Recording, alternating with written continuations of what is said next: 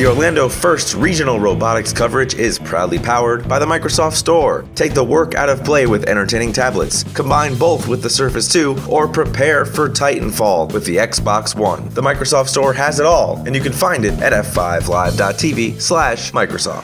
Thank you again for just being so patient. As we worked out the bugs, we always have them, even if we're here 3 hours before, we always have the bugs.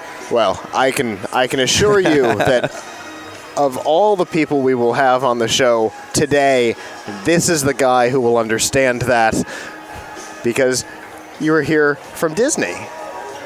And his microphone is not there we on. go. I One got more you. try. I'm working on it. There we go. I'm with right. you. I'm from Disney and very happy to be here. We are glad that you're here. So, in a normal day, obviously this isn't a normal day for you. In a normal day with the company, what is your role? Well, I've been with Disney 25 years. Okay, so you've had a couple of roles. Had quite a few roles. So most of them with the engineering group, ride and show engineering, ran design and engineering. Now I'm the chief safety officer for Parks and Resorts worldwide. Wow. So get involved in everything. All right. So this is even more exciting than I was expecting. It really is. We are very lucky to have these people come on the show for sure. Absolutely. Glad you're here. Yeah.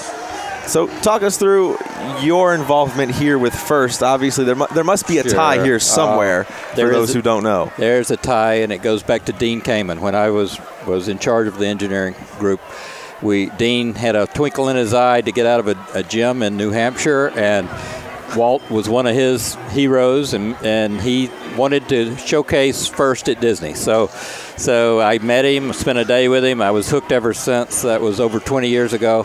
So we hosted this event at Disney for 7 years at Epcot, and it's an incredible event. And took over the parking lot. We closed the park for a party for the kids at night, and we did that until it outgrew us. Now it needs a convention center. It needs a whole dome for this event. But anyway, it goes back that long, and we sponsor teams and have been participating ever since. Now, Scott has some personal ties to that. Indeed, I do. I was on a team. I just keep saying in the mid-'90s because it makes it sound a little better than the actual years. Right, yes. And we competed multiple times in the Epcot parking lot. Wasn't that fantastic? Oh, it was so cool. Yeah. And because, I mean, honestly, thank you, UCF. Thank you to everybody who puts this thing on. But there's nowhere in the world more appropriate than at Epcot. Yeah. New technology, kids, just the world. It really is so appropriate. And I absolutely loved doing that with the big tents and Woody Flowers just dancing around like a maniac out. Yeah. Well, Dean, I spent a day touring him around the property, did a helicopter tour of the property. We looked at machine shops, and he said, I want to do it here. And we did. A year later, we pulled it off and built the whole, started with the American Gardens Theater in the back of World Showcase on a little stage, and we had little tents for pits, and grew out of that. And then we started building the facility in the parking lot, and it just got bigger and bigger until it became that monstrous Olympic Village. It really was that. That's a great way of putting it. Yeah. It's a lot of fun. Yeah, indeed. So you've been involved with FIRST since the get-go. That's right. That's really cool. Yeah. So I'm on the advisory board. I'm actually on the game design committee this year. So this game, I was part of designing that. So you were part of the insanity that we are seeing behind us. Don't blame me. I love it. I love this game. This is, launching workout balls. That's insanity. Right. In a wonderful kind of a way. Right. And getting it down to one game going on at a time. So each team only has one ball, one game piece, so that you can really focus on the scoring. And then incentivizing passing to each robot. So every robot needs to stay involved in the game. You don't win by ball hogging and just running down there and trying to score. You get the bonus points for passing it to each other robot. And I've seen some robots on video, haven't seen any today, that could do the pass and catch over the truss. And that is just amazing to watch when a team launches the ball over the truss and another robot catches it. Yeah, I'd love to see that. Lots of bonus points for that as well. So the day that they announced the game, we were actually judging an FTC competition. And I had a little bit of a break in my day. There was a team that didn't show up, so we watched the launch video. And wow. We were shocked. Blown away. Absolutely blown away. With the fact that it's designed to encourage teamwork.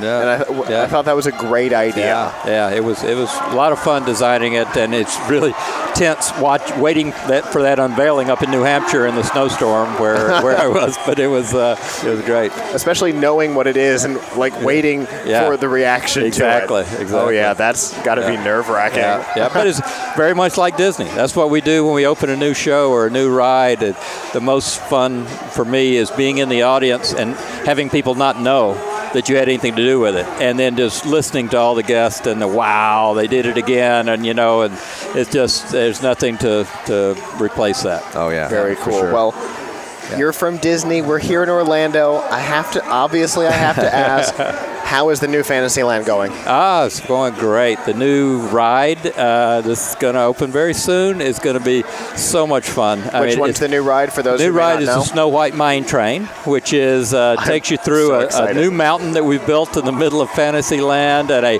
coaster that the vehicles are like little mine cars. They actually swing as you ride throughout the ride, and it's just a fantastic experience. Beautiful ride.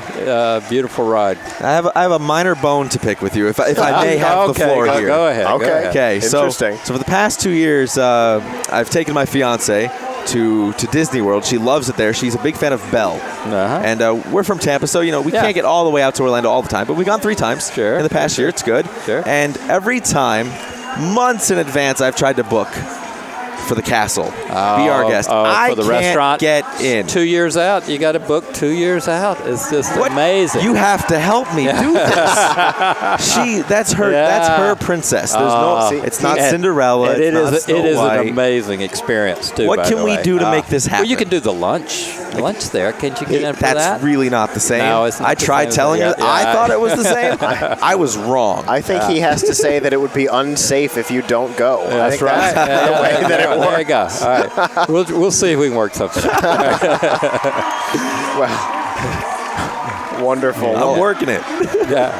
We really appreciate you joining us today. And it's great to be here. I know everybody appreciates the work that you put in for FIRST and for Disney World. No, I appreciate it.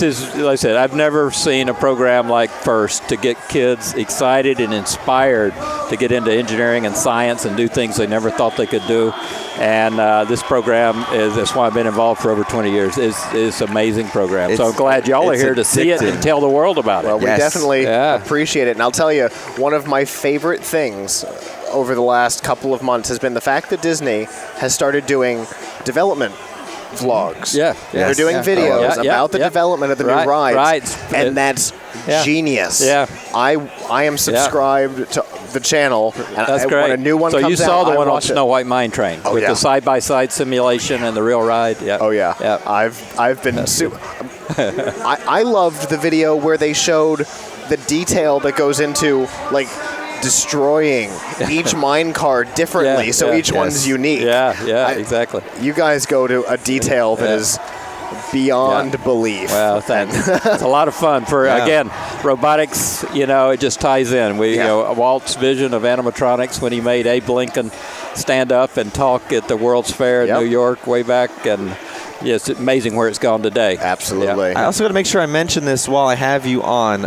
For the viewers who don't always watch us but come for the special events, we have a brand new group of viewers every time we do these things. It's true, and we have a lot of brand new viewers today. They don't follow our news, and if you don't, make sure you check it out at plugitslive.com. But the Disney Accelerator program is a new campaign that Disney started, which is a perfect outreach for anyone that's in this type of stuff, wanting to have an idea, and they want some incubation and some capital and a possibility to put it in front of big-time investors. You guys have kind of spearheaded that, and that's, I believe, based in Los Angeles. They're doing with 20 starting in May, and then that runs through July, and then they're doing it again, if I'm not mistaken. You know more about it than I do, but it's great. And we have a Disney Dreamers and Doers Academies. We have other things where people with creative ideas, people with exciting ideas can participate. So there's a lot of programs like that, because kids are the future, and getting them inspired and encouraging them is fantastic. And a lot of people don't know that, so I wanted to make sure I at least stress it while I had someone from Disney on the show. I've written about it twice, but I haven't really had the privilege to do that. So again, thank you both for having me here. Thank you. We appreciate it. All right. Thank you. See you in St. Louis. Yes.